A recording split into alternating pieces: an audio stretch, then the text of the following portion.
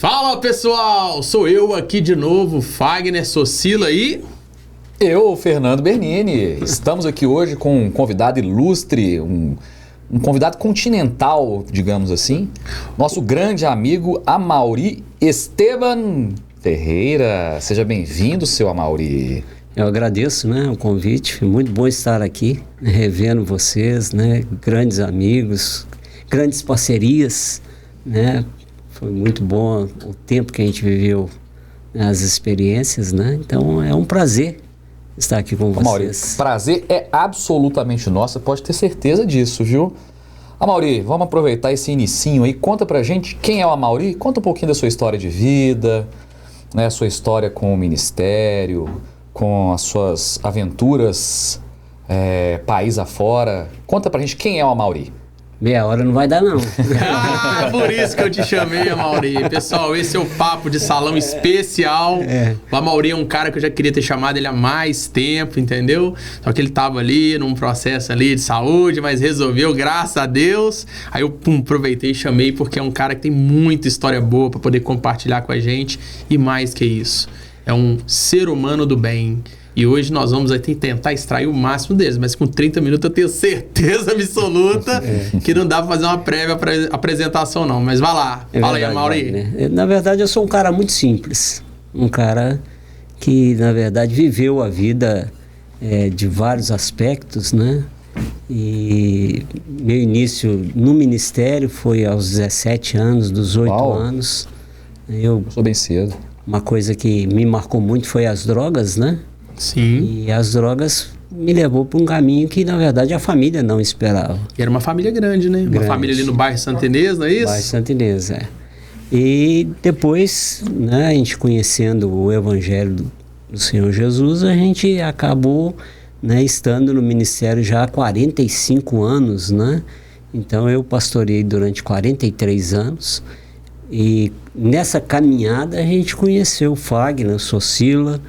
E as experiências foram muitas, Eu fui diretor de um orfanato, além de pastorear a igreja, durante muitos anos, 7 anos. 7 anos, Nós dirigimos um orfanato com 55 crianças. E poucas pessoas sabem o que é um orfanato, Amaury? E você vai dar uma pincelada pra gente. Mas antes disso, nós vamos voltar lá na década lá dos 17 anos. Quantos irmãos? Como é que era a situação? E por que você acha que você ingressou nessa jornada? Nós somos 3 irmãos, Amarílis, Amaurílio e Amaury. Meu pai já era pastor, Sim. E sendo pastor a gente foi criado dentro da igreja. Mas como adolescente, E o bairro que a gente vivia era propício para essas coisas. Exatamente. Queria experimentar a vida, E muito namoro, Muito... Até ontem eu revi algumas namoradas. E era que susto! Boa, Que susto! E era uma época boa naquela época, uma época de bastante libertação, rock demais, aquele negócio todo. Os bailes a gente fazia, Não tinha discoteca. Você chegou a pegar aquela época dos hippies? Como é que foi? Não, dos hippies não. Não, Aí foi a época de 70, Ah, entendi. A época minha foi 84, a época dos Beatles, Nossa, pelo amor de Deus, que época boa. E os bailes eram feitos pela turminha, Pela galerazinha, que hoje chama galera, Mas na época era a turma. A turma. A turma. Eu lembro, foi outro dia. Não lembra, não. Acho que eu nasci nesse Mas aí, ano. diante dessas condições, você teve uma aproximação ali, e aí? E, na verdade, a gente foi experimentando, E acabou infiltrando mais até o momento que eu me tornei um viciado em... Na verdade, não foi nem em droga, como diz, cocaína, porque a gente não tinha valores, financeiros para poder comprar, mas a gente tinha sempre infelizmente, Infelizmente, que a gente diz hoje, A droga, a maconha e os cheiros, O chamado loló. Que era muito conhecido naquela época, Era muito comum, Loló lança perfume, solvente. E eu me tornei viciado realmente em loló. É legal você falar isso, sabe? Porque tem muita gente que acha que a maconha não é uma droga, é recreativa, abre a mente, o cara fica mais esperto ali, mas igual você falou, é a porta de entrada de outros males. É a porta de entrada mesmo, porque dali você quer a coisa mais forte, Sempre. E hoje tem mais facilidade no sentido... Na esquina de casa. Naquela época não, mas mesmo assim a gente encontrava, sempre tinha alguém para oferecer. Né? Então não é um caminho. Sempre tinha um amigo descolado ali, disponível, né? Se podemos chamar de amigo, né, Fernando? Botei as aspas aqui, hein? Podemos chamar. Mas sempre tinha um cara descolado, que era diferente do grupo, que queria interessante que na minha história, quem apareceu para oferecer a droga foi o irmão da minha namorada. Seu né? cunhado. Olha foi aí. meu Tava bem próximo. Não era meu cunhado, exato, porque hoje ele não é meu cunhado, né? Foi da Exato. namorada, Naquela né? época. Há 17 anos a gente fica apaixonado. Exato. E a menina acabou desfazendo o namoro, e aí o Júlio, chamado Júlio Nicotina, né? Ofereceu, e foi esse o início. Mas graças a Deus eu conheci minha esposa. E através da minha esposa a gente Patrícia, pôde... né? Patrícia. Manda um beijo pra ela aí, que ela vai ver esse vídeo. Ela já ligou aqui, quando eu posso ver esse podcast? Ah, que legal. Mas você vai ver, Daqui calma. a pouco. Em breve, Patrícia, você vai estar aqui. A gente vai dar um jeito de você sentar ali e nós vamos contar aquelas histórias todas que você me contou lá, que eu quero ouvir tudo. Mas Mauri, nessa época você teve essa experiência com as drogas, né? Com a maconha e com os entorpecentes de aspirar, né? Não sei nem como é que fala isso. Loló e lança-perfume, talvez? O cheiro, né? Do cheiro.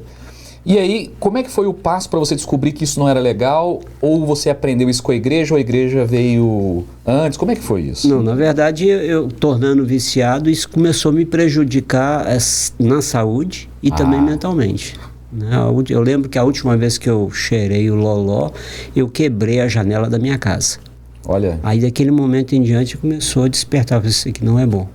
E conhecendo a Patrícia, quer dizer, aí a gente começou a namorar e o trabalho, né, começa a entrar também na vida da gente, dos 8. Acaba sendo incompatível. Eu acho que não casa, né? As pessoas acham que, eu sou usuário recreativo, mas acho que droga e trabalho, né? Qualquer tipo de entorpecente de trabalho não vai funcionar junto nunca, sempre vai diminuir. Até o álcool mesmo. É verdade. Né? Não existe consumo de álcool e trabalho, por exemplo, a não ser que a pessoa trabalhe num bar, né? É incompatível. É incompatível. Nem trabalhando num bar, né? Pois é, eu tenho uns amigos aí que são donos de bares, inclusive a gente tem que trazer eles aqui. Pessoal do Graula, né? Eles bebem em trabalho. Eles estão enrolando. Eles querem ficar lá bebendo, eles querem participar aqui, não. Então, na verdade, assim, depois que a gente começou a trabalhar também na intenção, né, do futuro, né? A família ajudou muito, porque minha família era uma família estruturada. E eles tinham conhecimento do que acontecia? E muito unida até Não, hoje, né? só souberam depois. Interessante é isso. Sim. Só Legal. souberam depois. E aí depois eu casei muito cedo, eu tinha 21 anos, Patrícia tinha 16. Nossa, E a gente jovem. enfrentou uma vida muito pesada, severa, né? E devido às escolhas, né? Sim. Que foram escolhas melhores até do que lutar contra as drogas, né? Sim, foram. Se a gente for analisar pelo lado, porque quem vai pro lado das drogas acaba perdendo a vida. Você não, você encontrou a sua vida, encontrou a sua família através dessa decisão, mas foi uma decisão árdua, né? Foi. E a família da Patrícia, ela se desfez porque a mãe faleceu, e aí eu tive que tomar o lugar Da matriarca. Virou arrimo ali da família. Arrimo da família dela, né? Então isso aí me ajudou muito, né? Sem falar na libertação que eu encontrei em Cristo Jesus, né? E essa parte, você foi pra onde? Você foi pra igreja do seu pai? Como é que foi? Você aproximou ali eu fui para a igreja do meu pai. E ali eu fiquei durante uns 15 anos. Eu fiz seminário, né? E depois parti para o norte de Minas, fui pastor e missionário no norte de Minas. Depois voltei para o sul de Minas, aí onde eu dirigi esse orfanato.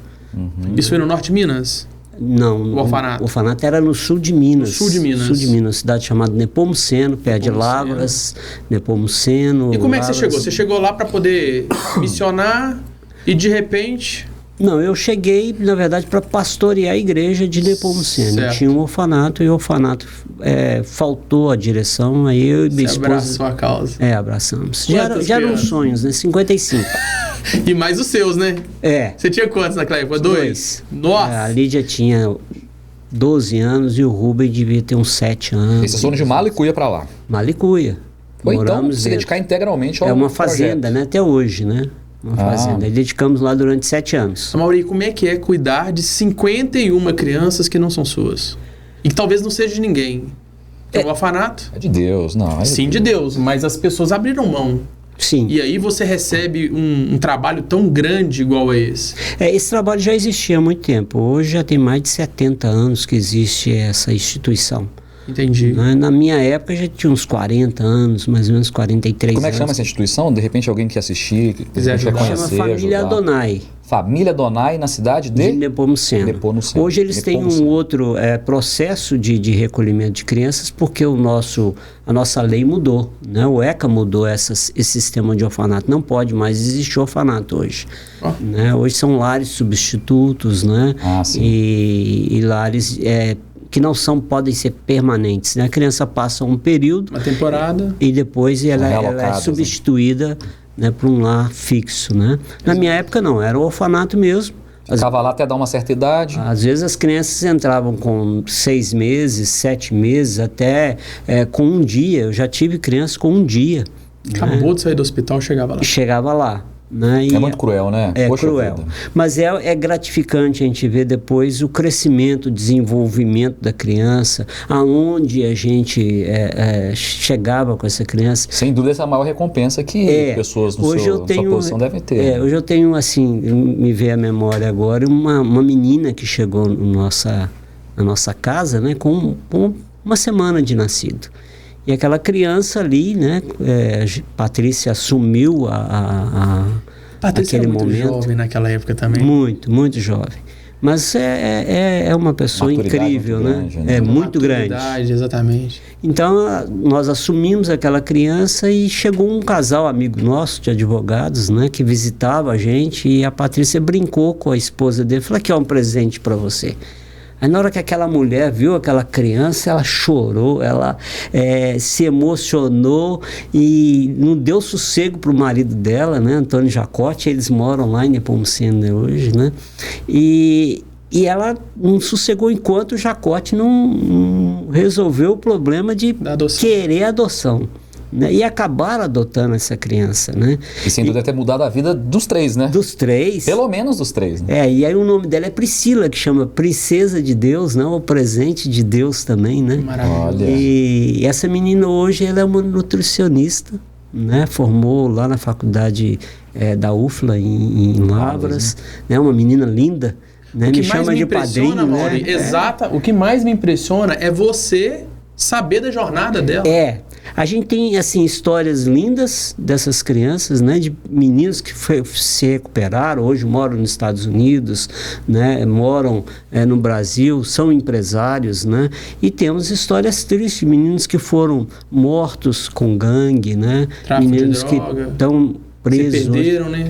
A vida é muito aleatória. No final das contas, ela está lá numa instituição, pode encaminhar para uma família boa. Exatamente. Pode ser que ela não se adapte, mas a grande maioria das pessoas, o coração é muito grande para acolher e para criar e para dar um futuro. E a oportunidade sempre é maior, né? Independente, e muitas das vezes é a escolha da própria pessoa, né? Às vezes para numa família legal, mas por escolhas próprias elas, né? Enfim, tomam caminhos que eu sempre dizia o seguinte, que dar a comida, dar a refeição, a roupa, a dormida, é o de menos.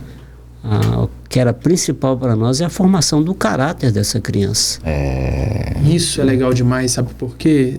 Talvez vocês possam não acreditar nisso, mas é Deus escrevendo e criando, trazendo pessoas do caráter de vocês para próximo dessa legião de pessoas. É verdade. O que seria de uma Priscila se não fosse esse sentimento, essa sensibilidade que Deus deu para a Patrícia de poder escolher a pessoa certa? Eu me emociono de lembrar, né, daquele momento e lembrar hoje quem é Priscila.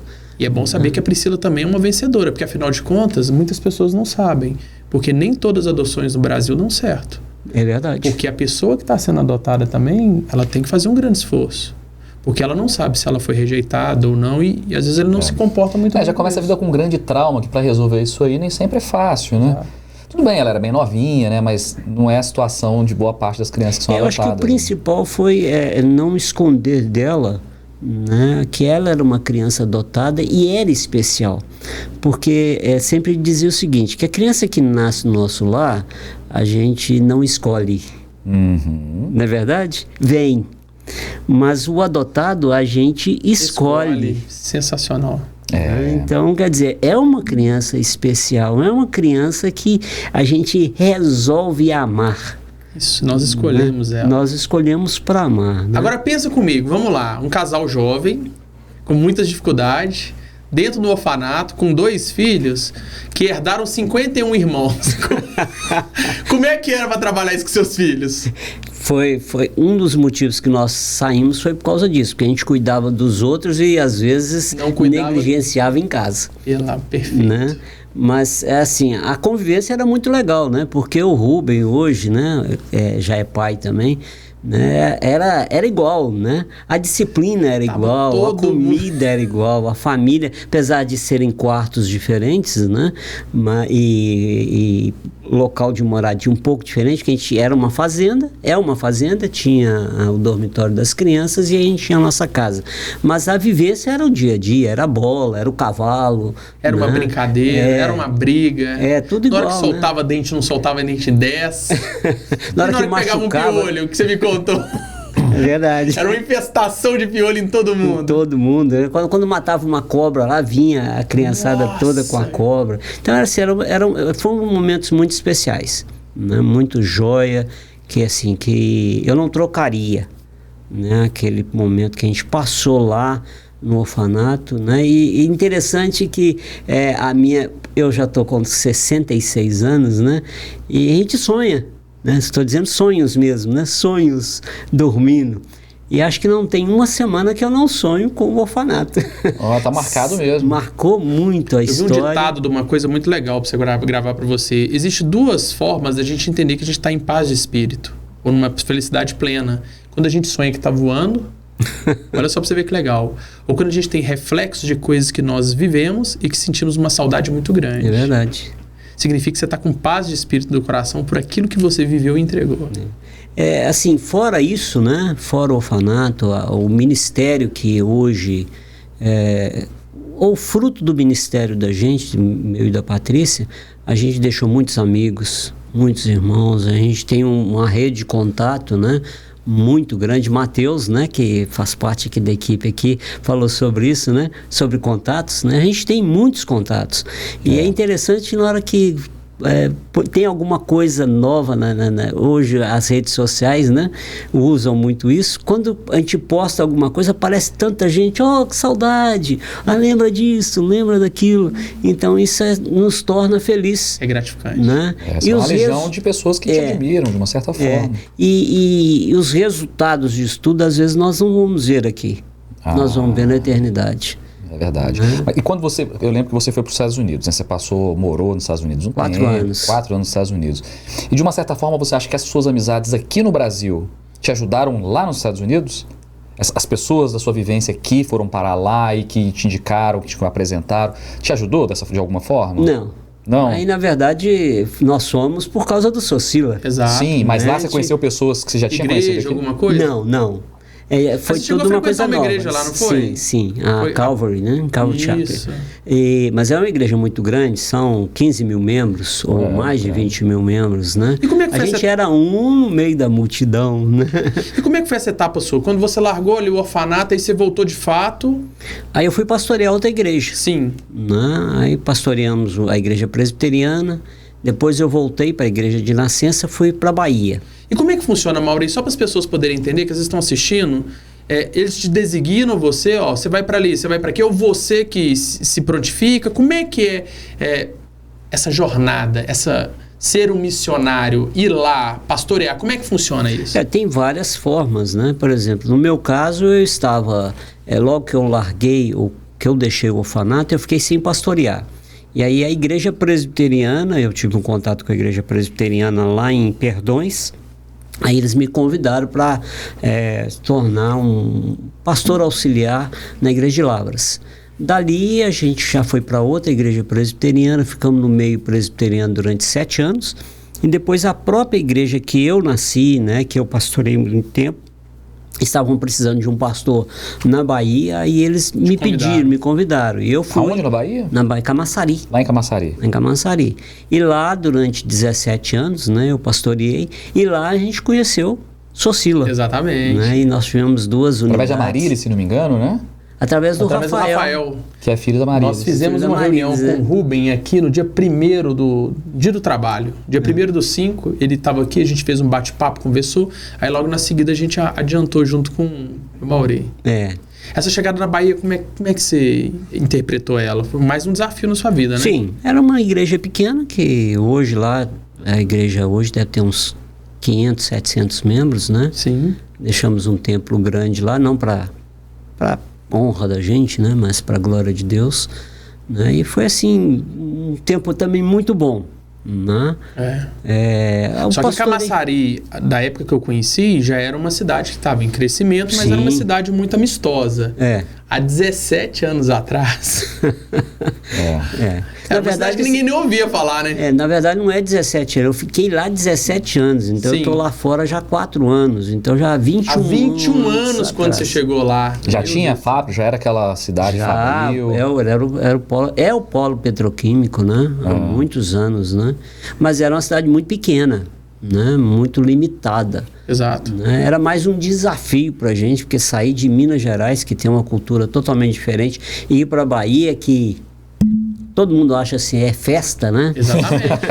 E com uma cultura de mineiro enraizado e com 2 filhos adolescentes. Exatamente. Como é que eles captavam isso? O Rubem, a Lídia? Não se adaptaram. Imaginei. A Lídia não ficou lá e nem o Rubem, né? A Lídia, ela é muito urbana, né? Se percebe, muito dinâmica, muito inteligente, de fácil relacionamento. E quando você vai para o interior, você... ela não se adaptou. Estava fazendo faculdade de turismo, deixou, foi morar em São Paulo, né? E lá ela conheceu o esposo dela, com o Maico. Exato. Hoje eles estão juntos morando nos Estados Unidos. Isso. Também por causa do Socila. Também por causa do Socila. Então, assim, o Socila marcou nossa vida também, né? Não foi só o orfanato que marcou nossa vida, né? A Socila marcou demais, não só isso. O tanto de profissionais que foram treinados dentro daquela unidade. Hoje nós temos Simone, né? Que é um exemplo de vida lá, né? Em Camaçari. Continua com a operação de Natal que você abriu também, continua em funcionamento com o TAI. É mesmo? Exatamente. Em Lauro de Freitas, né? Também. Lauro de Freitas continua com Tiana. Então, assim, foi um momento bom que a gente viveu ali. Tivemos experiências negativas, porque a vida todo negócio faz parte, né? Nada é pleno, né? Nada, né? E nada é também para sempre, né? Então, eu tiro como lição o Socila na minha vida pro bem dos meus filhos. Apesar de que, assim, financeiramente, eu assim, não estou aqui de forma nenhuma, né, denegrindo, mas de certa forma, assim, tem questão de administração, muitas outras coisas que não nos levou a ter um sucesso, né, financeiro. Esperado. Né? Mas abriu o norte para todo mundo. Para muita coisa. Talvez vocês poderiam estar lá com conforto financeiro, mas todo mundo restrito naquela realidade que tinha. Às vezes nem ter conforto financeiro. Hoje você tem um filho em Miami. Uma filha, né? É uma filha em Miami, um filho em Portugal. Em Lisboa. Né? Então, quer dizer, eles estão no mundo, estão vivendo outras experiências, né? E como é que foi essa experiência sua lá em Miami? Quando você chegou lá, o que você encontrou de diferente? Como é que foi o seu desafio lá? Porque imagina só, para você que é pastor aqui, de repente você sai de lá, aí tem a barreira da língua. Tem um americano, não sei se você percebeu isso, ele é muito preconceituoso com quem vem de fora. Como é que você foi recebido? O que você achou ali de desafio? Não, o grande desafio foi, primeiro, não estar pastoreando. O primeiro desafio foi esse, né? Você fez a vida toda aqui. A vida toda. Né? Se tornar um empresário num lugar totalmente diferente, com cultura diferente, com língua diferente, né? Isso se tornou assim, um grande desafio. Quer dizer, e aí, o que eu vou fazer? Exato. Né? A Lídia e o Michael, eles dominavam a língua, o inglês. Muito bem. Né? Então, para eles foi mais fácil. E eles têm um perfil de americano, né? A Lídia branquinha, o Michael ali parece um gringo, né? Mas o próprio estilo de vida deles, a forma que eles se comportam. Já estavam muito adaptados para São Paulo. Moravam em São Paulo, né? Já estavam muito adaptados. Muito adaptados. Então, para eles não foi até muito o nome do difícil. Michael, né? Já era próprio, né? Até a escrita era padrão do americano. É verdade. Então, assim, para eles não foi tão difícil. O sonho deles era morar no exterior, Canadá, Estados Unidos. Para a gente foi novidade. Então, assim, no Socila, no momento que a gente estava no Socila, foi muito jóia. Né? A gente tinha o que fazer. Depois a coisa piorou, porque aí a Lídia e o Michael arrumaram emprego e eu e Patrícia ficamos ali. Dentro de casa, né? Esperando eles trabalhar. Aí não faz sentido. Aí mas um casal que só tinha desafio atrás de desafio, procurar naquele momento ali o conforto e a segurança de um lar que não era deles. Aí aquela questão, vocês tiveram a vida inteira o desafio com pessoas, né? De ajudar as pessoas, de trazer boas mensagens, bons ensinamentos para as pessoas. E de repente vocês viverem lá de uma forma sozinhos, sem poder praticar o que vocês mais tinham um costume, eu também não queria estar no lugar de você. Essa mudança é muito grande. Não, e outra, sem poder comunicar, né? Que é o mais Porque difícil. apesar de estar lá na Flórida, tem muito brasileiro, muito latino, a comunicação faz muita falta. E eu gosto muito dessa área de comunicação, de estar... Né? É transmitir. Então foi assim, um momento difícil. Mas a gente se vira na vida, né? Aí fomos ser house clean, né? Como diz o outro, né? Fomos limpar a casa, fomos limpar a empresa. E que é muito comum, né? Dos estrangeiros que chegam lá e são muito bem remunerados, né? É verdade. Porque eles gostam muito do padrão de limpeza do brasileiro, que é diferente demais do americano. E depois, nos últimos 7 meses lá, nós arrumamos uma fábrica de produtos pets para trabalhar. Foi assim, muito jóia, muito latino, né? Olha que legal. É uma experiência de vida que as pessoas que são jovens estão buscando e vocês, de alguma certa forma, foram vivenciar isso já numa maturidade. Se eu tenho um conselho para dar, se você for para os Estados Unidos, aprenda a língua. Antes de ir, né? Antes de ir. Né? Tenho ânimo, porque o trabalho lá não é igual a gente. Não é igual aqui, né? Tem legislação trabalhista. Lá a gente trabalhava, eu e a esposa trabalhava 12 horas por dia. Você já pensou trabalhar 12 horas por dia dentro de uma fábrica? Exatamente. Né? E outra, 30 minutos para almoçar, 15 minutos para você tomar um lanche só. E aí você trabalha de 7 da manhã às 7 da noite nesse processo difícil.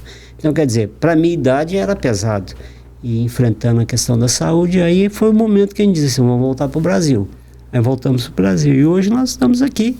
Né? Hoje tem quanto tempo? Em 2 anos. 2 anos. 2 anos, olha aí. Mauri, o que do Brasil te enche os olhos de todos esses lugares que você passou? O que no Brasil fala assim, é por isso que eu gosto desse lugar? Eu acho que eu sou cidadão do mundo. Não tem nada que me assim...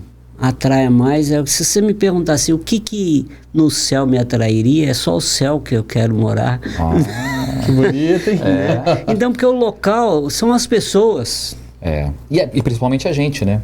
Às vezes são as pessoas procuram tanto as pessoas e outros lugares e às vezes quer até mudar de nome, né? E no final das contas tudo é a gente. A gente tem que ser feliz com a gente. Se a gente estiver feliz com a gente vai ser feliz em qualquer lugar. E outra, se você não vive para as pessoas também, você não está vivendo. Com toda a sinceridade. Sociais, né? Evoluímos dessa forma. Então, o que marca na gente, por exemplo, tem pessoas que me perguntam, você tem saudade dos Estados Unidos? Não. Tem saudade das pessoas? Tenho. Você tem saudade da Bahia? Né? Tem aquela frase, né? Alegria, alegria, você está na Bahia, né? Você tem saudade? Não. Você tem saudade das pessoas? Tenho. Morei em Blumenau agora, né? Cidade maravilhosa. Hoje está assim num momento difícil lá, né? Que é notícia. Exato. Né? Pelo assassinato das crianças. Assassinato das crianças. E inclusive conhecidos meus tinham filhos nessa escola lá, né? Então a gente está um momento muito presente em Blumenau. Então assim, você tem saudade de Blumenau? Eu vou dizer que sim, porque está muito perto. Mas você tem saudade do quê? Da cidade ou das pessoas? As pessoas que fazem parte da nossa vida. E essa história que a gente traz na vida são pessoas que realizam. Né? Por que hoje eu sou amigo do Socila? Por causa do Fagner. É isso aí. Né? Uma pessoa especial que passou pela minha vida. Né? Marcou a nossa vida. Fernando, marcou a nossa vida. Então, e a gente pode sentar aqui e falar de milhares de pessoas. Exatamente. E podemos passar, como diz assim, os 4 tempos que você tem aqui para gravar, né? E você vai... Pessoas. E o Socila é um negócio de muitas pessoas, né? Muita. Seja de uma profissionais, família. seja de clientes, de fornecedor, de amigos, de colegas de comércio.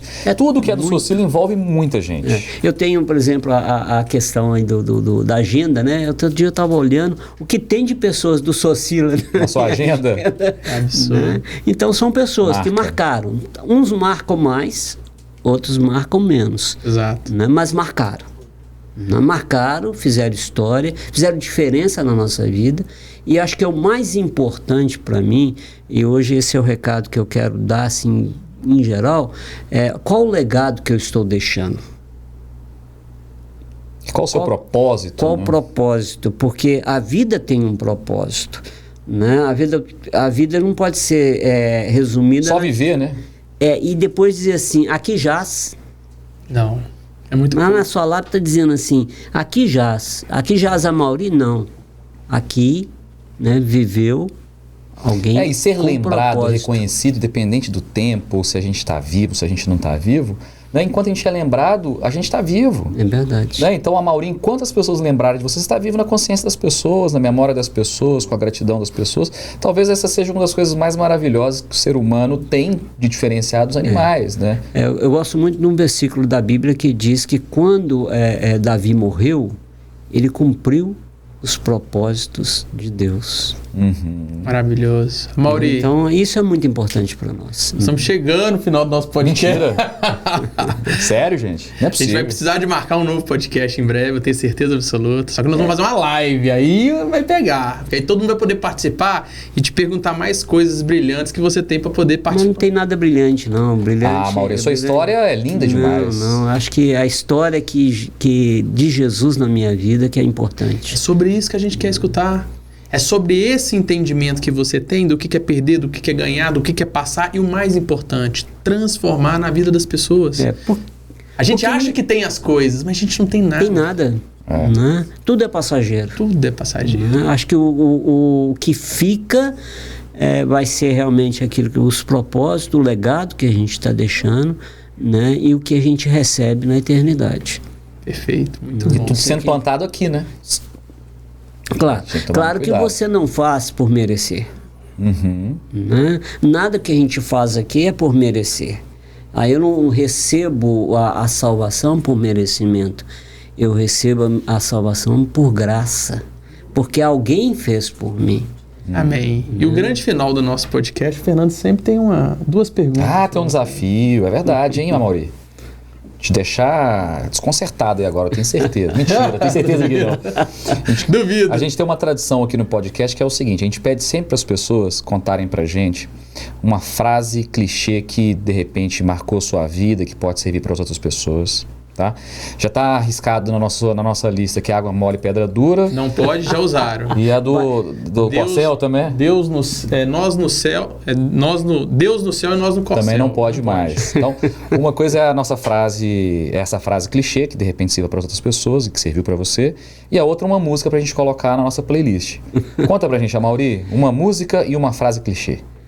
Uma música. Se eu sendo pastor, eu tenho que lembrar de uma música, né, gospel, né? Grandioso és tu. Grandioso és tu. Maravilhosa, boa escolha. E a frase clichê? Eu acho que eu já disse ela, né?